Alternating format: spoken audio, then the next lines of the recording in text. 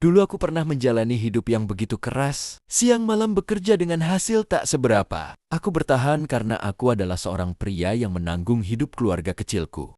Setiap malam aku pulang kelelahan, dan setiap pagi aku bangun untuk bekerja lagi. Namun, uangku tetap tak cukup memberi hidup yang layak. Uangku hanya cukup untuk makan dengan menu sederhana. Daster istriku sudah robek, tapi belum mampu kubelikan yang baru. Jajanan dan mainan kecil yang diminta anakku juga tidak sanggup kubelikan. Aku merasa jadi pria yang payah.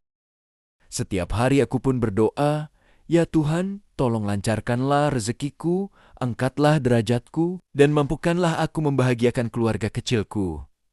Perlahan aku mulai menemukan jalan. Seorang teman mengajakku berbisnis. Aku melihatnya sebagai peluang, dan ternyata usaha kami di bidang kuliner berkembang pesat. Aku melepaskan pekerjaanku demi fokus pada usaha. Aku bahkan bekerja lebih keras lagi, mengurus bahan baku, produksi, hingga penjualan sendiri.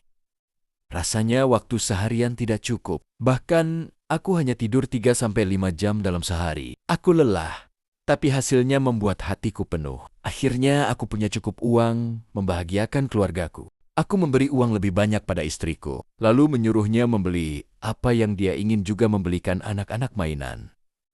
Usahaku berangsur stabil dan karyawan semakin banyak. Kesibukanku berkurang. Sesekali, aku mengajak keluargaku berlibur dan bersenang-senang. Aku bangga pada diriku sendiri yang telah bekerja keras dan berhasil memberikan kehidupan yang nyaman untuk keluargaku. Kurasa tidak ada salahnya aku sedikit bersenang-senang, membayar waktu dan kerja kerasku dengan sedikit hiburan. Aku mulai pergi ke karaoke dan berkenalan dengan wanita muda. Aku masih sangat mencintai keluargaku. Wanita-wanita itu hanya selingan untuk bersenang-senang dan kuberikan sedikit upah.